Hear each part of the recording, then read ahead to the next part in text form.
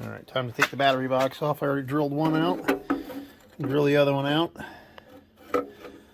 Those two were gone.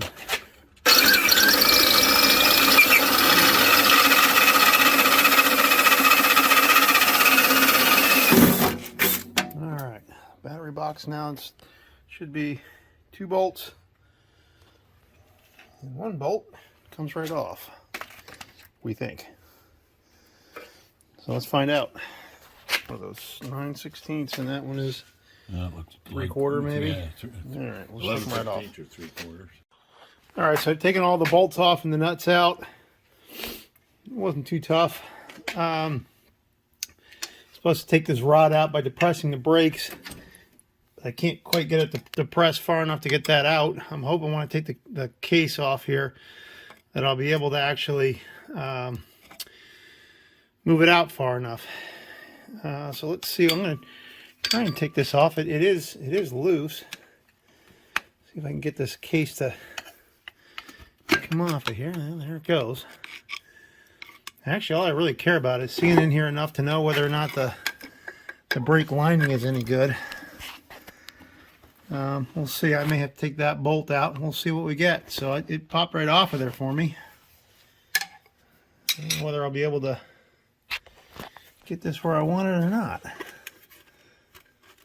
I have a feeling the brake lining's not any good in there. So we're going to find out. All right, I can't quite do this with enough hands, but what I'm going to try and do is just wiggle this around, see if I can get that to come out. I'm a little worried about this clearance right here, because I'm not about to take all this off over that. So let's see what we get. Give it as being about a 1/4 inch. Yeah, that's looking pretty thin on the brake lining, I think. I don't know what the spec's supposed to be, but that looks awfully thin. Got it off. It's awfully oily too, that doesn't help. I mean, because I was considering the other option was just to have adjusted that down some more until they were tighter. But if we're going to the point where we're getting all this out, we probably ought to think about just putting new shoes, putting new liners in it. Yeah, and new shoes. Because if I can get this side off, I should be able to get that side off. Correct. I think me taking the that's great. Now I don't have to take, knowing that I could do that without completely dissecting this thing. That was good. If I can get it off, I can get it on. It was just that 1/4 turn on that. So that's good. All right. So we'll look up liners. All right, getting ready to take this side off. We already took the cover plate off, and we're gonna pull off the diff lock, and then we'll pull off the brake housing. Got this all pulled apart. On this side, I found that I turned I didn't have to do anything radical as it turned out. All I had to do was turn this bolt a 1/4 turn, and the flat part went by that housing, and I just lifted it right off. That was good. I don't think I videoed it. And so I got the inner drum off, and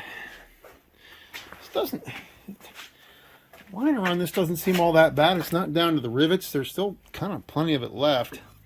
I'm going to do a little test here. Make sure that I know I pulled on the springs. That this is not locked up or anything. So when this outer, when the outer drum gets squeezed, there's 4 balls inside of this. This should expand as part of the brake. You can see the line, where it goes against there. You can see where it goes against there. Nothing seems torn up. So I'm just wondering, as an experiment, let's put that back on here a minute. Get those splines to line up.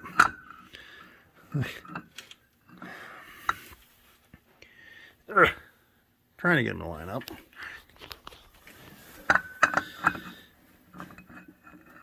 Came off of there easy enough. There we go. Wondering. Alright, now I'm wondering if I twist this. Yeah, I can see it's expanding.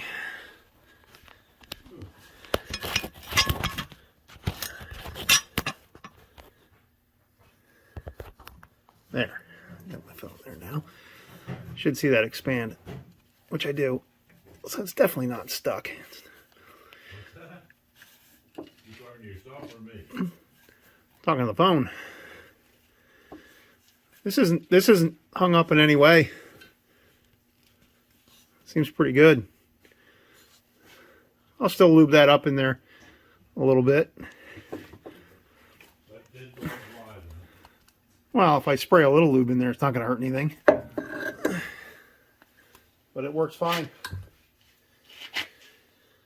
All right, we're going to order new bands, put them on, and now we're going to check the other side for the same thing. The diff lock on that side is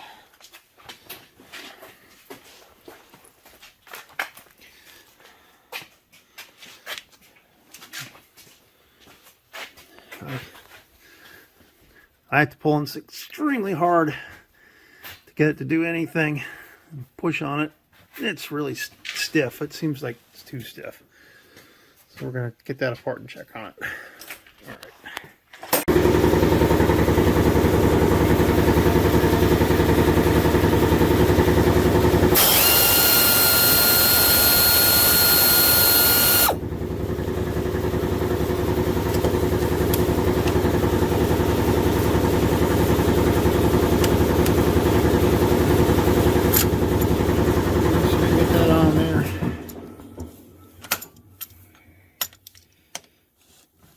Alright. I can't do this with the filming. So what happens when I pull on this thing? Where's that rubber hammer? Tap on that. I thought I saw it. I mean, if there's any indication of me supposing to do something different, I don't know. I mean, the way it shows, it just comes off. Now I'll go back to the service manual, check again. I think it's just stuck on there.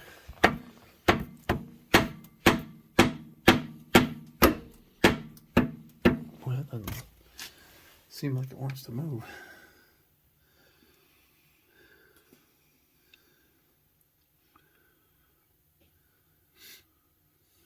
I guess it's just a gasket here. But, I don't know. well, wait a minute. Check and see. I'm not so sure that's a separate piece. I can't feel a seam there. Well, it shows it as a separate piece when you Does it in the manual? in the manual.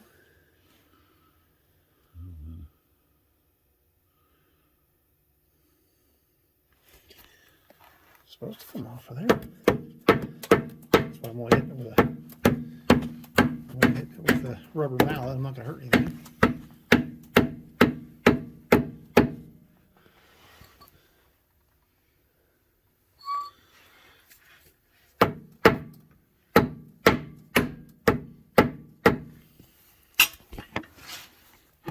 It's moving. See, it's separate. The whole thing moves on there.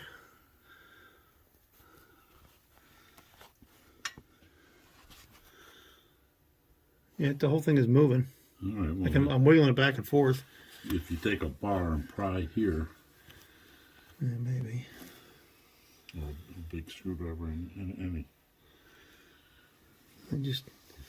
There's no way I can think of.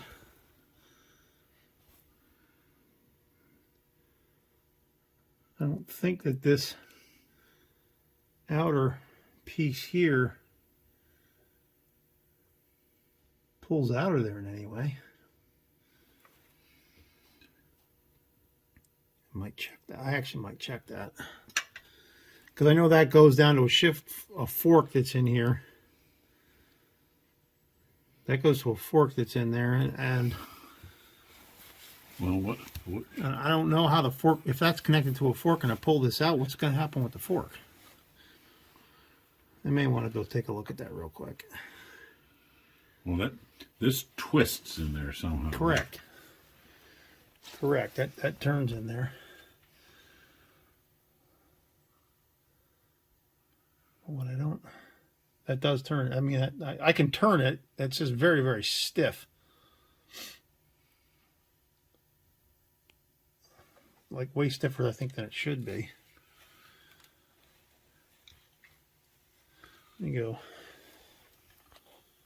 Might as well bring the manual. All right, let's start prying this thing off and see what happens. Get them out. You may have to tap that in just a little bit. Maybe.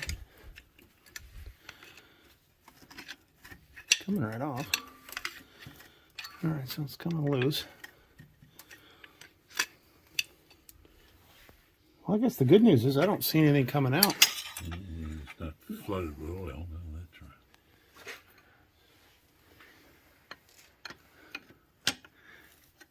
Now, see if we can get this bolt all the way out. Oh, being foolish. I have room to do this. I think I have room to do Yeah, I this. say you might. Maybe I don't have room Yeah, to I do can this. say I don't I know. really think you do. Let's keep doing what I was doing.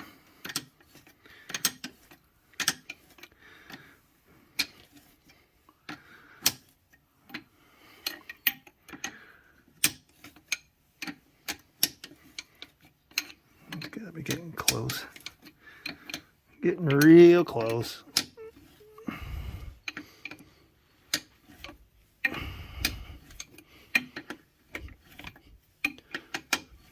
Alright, I think that's out.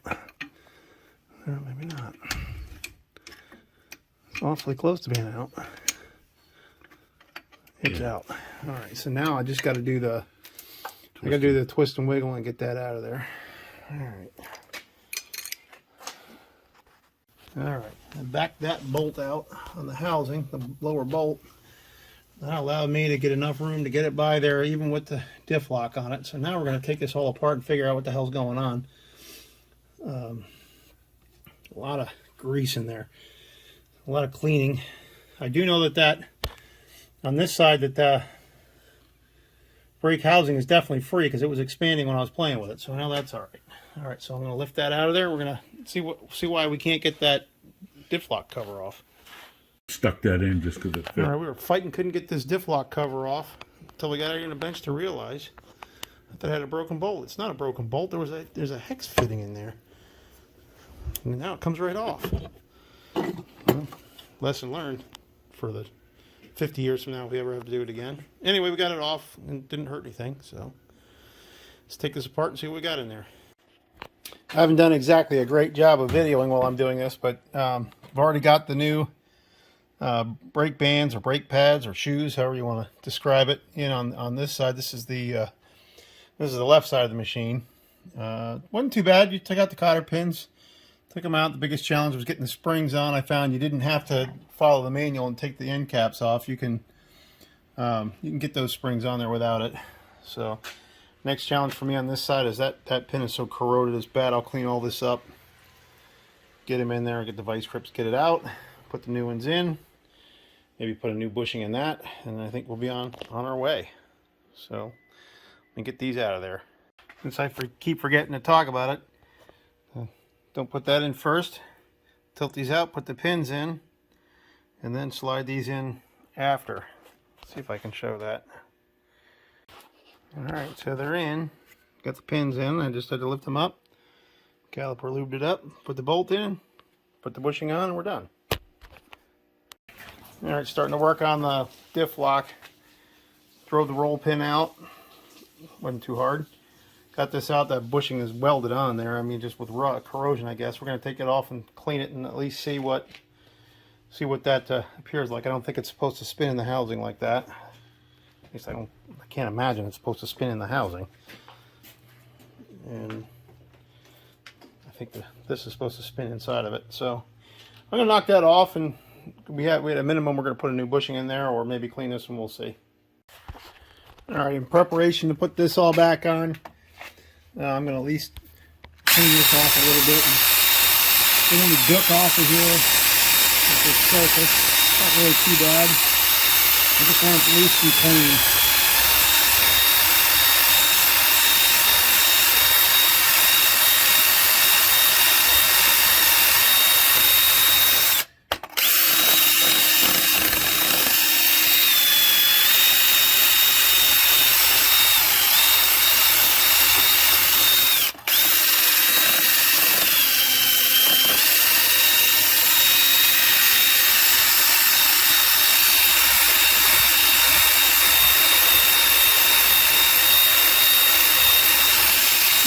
not looking bad. So I'll hit that up with a little bit of brake clean, and I think we're ready to remount our brake.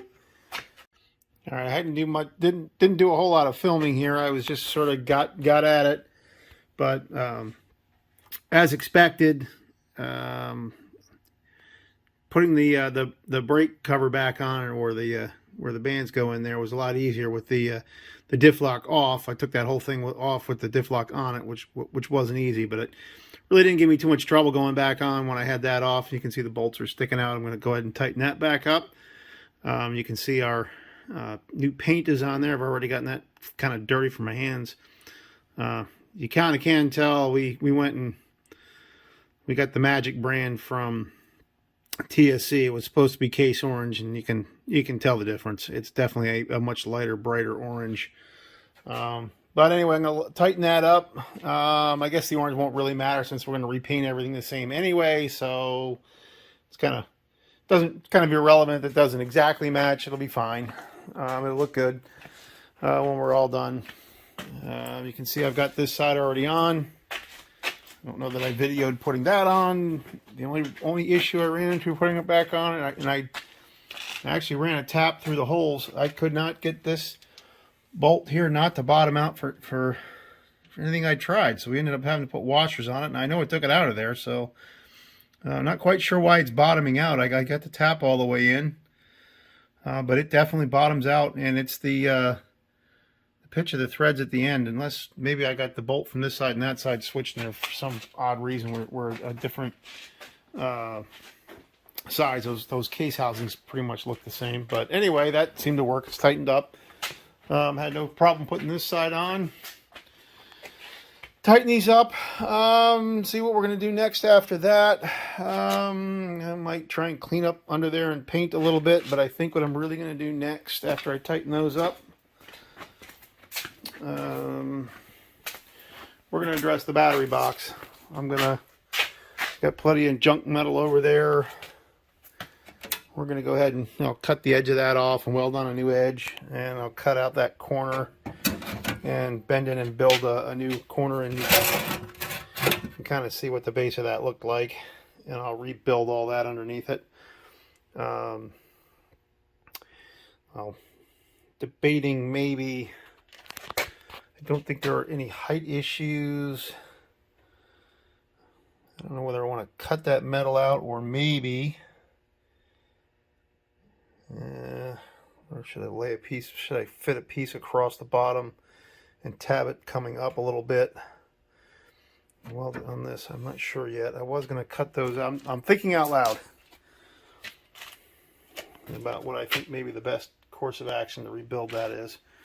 I'll figure something out and put it in there. Alright, so for this one, went ahead and cut a plug out. I'm going to try and cut a plug and weld it in. So I had our scrap metal and just got done tracing it out and cutting it out. Let's see how we do here.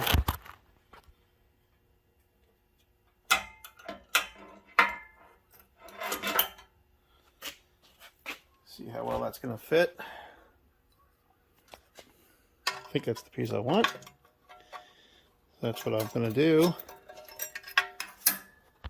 Let's see if I can do this without my tripod. So there's my plug piece. I left it long on purpose. I'll trim it off after. Looks like it's maybe I got the wrong side. Let's try this piece. Well, it looks like I managed to make it short. Dog, how did I do that? Well, I made it a little short. Maybe we can get that with weld. Try it. Worst happens, I got to do it again. All right, well, I'm going to go ahead and clean this up, and we'll try and put it in there. Actually, it wasn't as bad as I thought. It must have been the orientation I was trying to do that in, because that looks okay now when I get it in there. All right, I'm going to hit the grinder on there a little bit, clean up some edges, get it tacked in there, and see how we do. Well, for what it's worth, I got the plug welded in. I did some grinding here and got it ground down. you know, it's not finished body work, but I'm going to go grind that edge off flat, and then I think I'll just prep this thing and paint it, and then I'll figure out what I'm doing with the battery box, the toolbox. At least I got that piece done. I think it'll be good and solid. Like I said, it's not finished body work or anything, but it certainly took the rust out of it.